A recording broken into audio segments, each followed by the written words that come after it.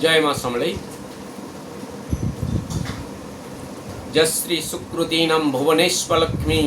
पापात्पनां कृतधियां हृदयेषु वृद्धि श्रद्धा सतां कुलजनं प्रभवस्य लज्जा त्वां त्वां नतस्म परिपालय देवी विश्वम। जय माँ समलई। आज पवित्र नुआखाई भाद्रव शुक्ल पंचमी तिथि आउ अन्न उत्पादन हेबा पूर्वरु चाषी भित्तिक पर्व। प्रत्येक चाषी तार शस्य पशुपक्षी भी नहीं खाई आउ से अन्न के आनिकी सर्वप्रथमे जगत माता जी की आदि माता चराचर जगत्र माता आमर देवी भागवत मतरे जी की ब्रह्मा विष्णु महेश्वरंकर जननी आदिमातांकर स्वरूप होचे समलेश्वरी बा ग्राम देवी। और प्रत्येक गाँव रे गोटे अधिष्ठात्री देवी रहुचन। से अधिष्ठात्री देवी भोग अर्पण हेबा एवं रात्रि रे निशार्धरे जेन भोग की किहे ना देखन केवल पूजक एवं देवी ये दुई जनकर छड़ा और किहे ना थन से जगार अर्पण हेबा। आउ सखालु जेन धानटा आनीथिबा झाकर बा पूजक से गाँव रे सबु घर के दूधी खेड़ बांटीबा। ई परंपरा ब्रह्मांड रे आउ कहीं नैन समग्र ब्रह्मांड रे आउ खाली जेटा देवा नेबार परंपरा एटा नुहे से कारण एथिरे प्रत्येक गाँव एकता बढ़ुचे। एकता केंदा बढ़ुचे आगर दिनु कहार घरे जदि अन्न नैन बा काल के रांधबार लगे नैन साई पड़िशा मित्र मारसात माने सबे अढ़िया लेन देन हेसन। आमर घरे जेनटा परिवार थिबा चाउल साग धरिकी आमे आमर पड़ोसी के देमु आमर पड़ोसी न जेनटा थिबा आमर घर के आसबा। अर्थात जड़े घिनी नहीं पारले भी गाँ जाके समस्ते आनंद रे भोजन करबे। विभिन्न प्रकार स्वादिष्ट व्यंजन तैयारी हेबा तुन साग रंधा हेबा एवं पत्र खामा में अन्न के कारण पवित्रतार सूचक होचे पत्र। सेथिर लगी आमे से चाउल जेनटा झाकर आइन देथिबा धान के तार चाउल बाहर करे गिरी सेथिरे कुसेर हला कदेल हला काजू किशमिश घी इत्यादि गुड़ पकईकि पंचामृत संगे अधा लोग मिसासन अधा खीरी संगे मिसासन जार जेन कुलाचार एटा जेन वंशरे जेन किस्मे करूछन सेटा निजर अधिष्ठात्री न तहर भोग लागवा। महाप्रभु महादेव महालक्ष्मी बा घरे जेतकी देवादेवी थिबे समस्त भोग अर्पण हेबा। से प्रसाद के घरर वयोज्येष्ठ व्यक्ति परिवार समस्त को बांटिबे। आमे सर्गी पत्र रे खाएसु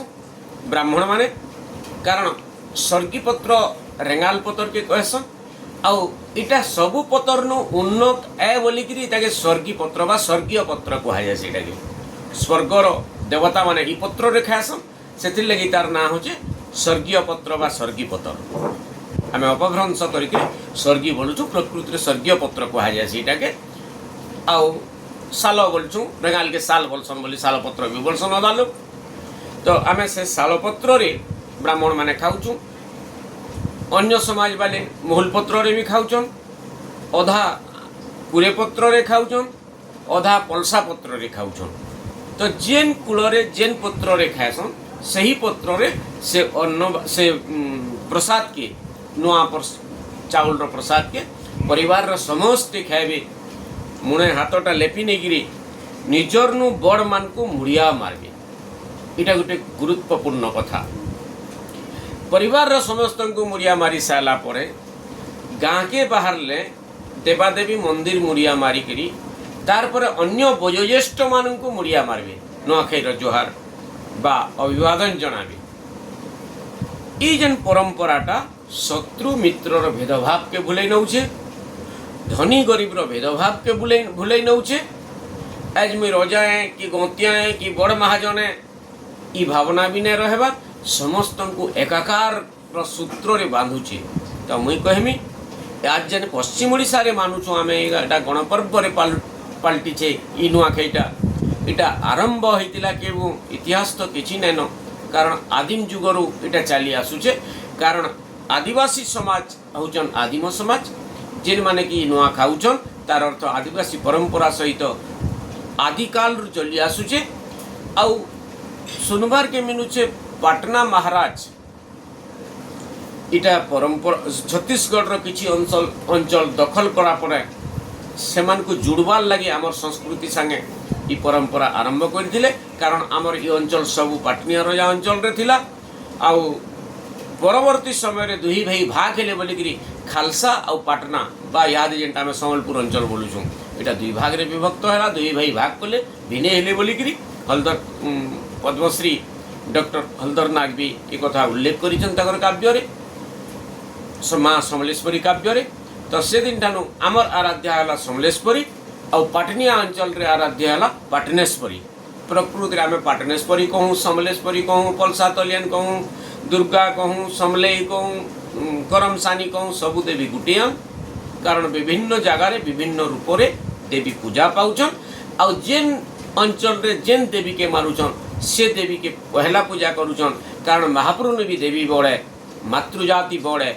आउ वेदर प्रथम मंत्र से लगी होचे मातृ देवो भव माँ होचे बड़ से लगी अन्य प्रतिष्ठिता देवा अन्नरे सबु देवादेवी बसीभूत हेसन बा प्रतिष्ठित हेसन बिना अन्नरे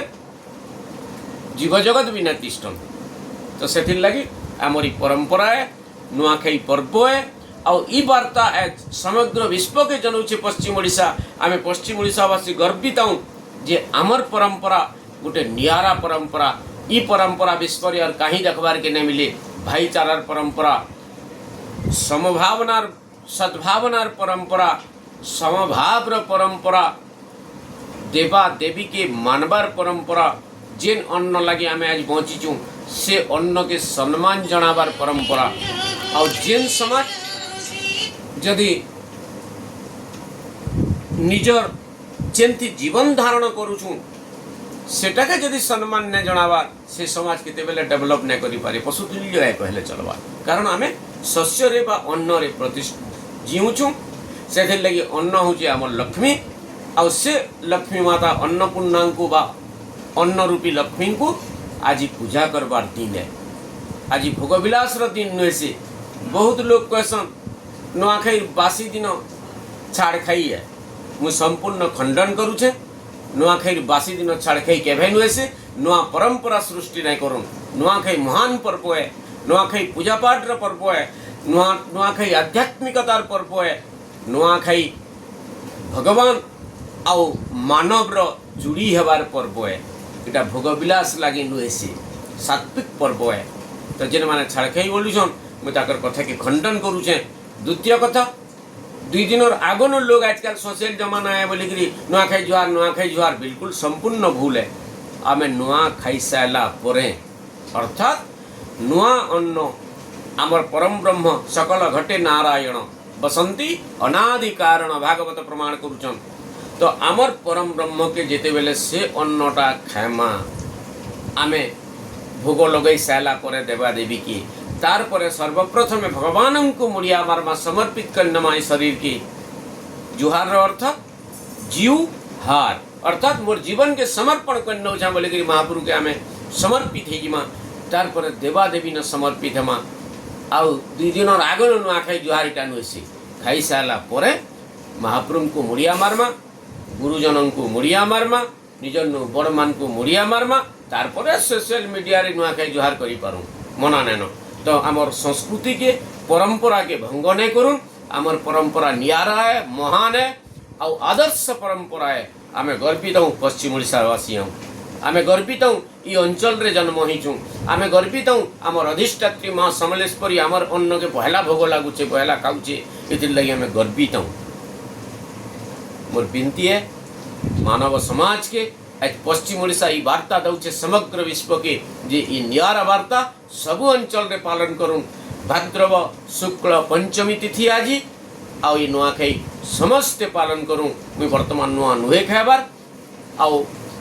आमर परंपरा होचे नुआखाई सारा पर समस्त को नुआखाई जुहार है। ଜୟ ମା ସମଲେଇ।